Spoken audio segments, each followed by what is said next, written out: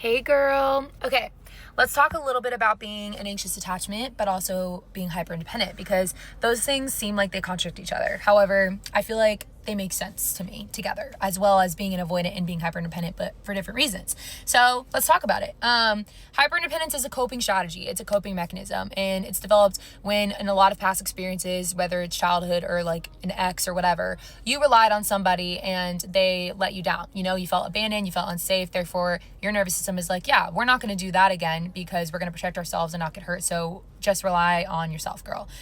But then anxious attachment is also rooted in abandonment, but the anxious attachment craves connection and craves reassurance. And so then when you're the anxious person who's also hyper independent, because that's how you survived, that is the coping mechanism that you picked up, it feels very like shameful and almost risky to be anxious because you're just like, oh, well, I've learned, I'm not supposed to rely on other people, but then my anxious brain wants that, wants that connection and intimacy and reassurance. And so essentially you're in a push-pull dynamic and you feel, confused by it. And so I wouldn't, fault yourself for that. These are things that like we can become self-aware about, learn and heal from.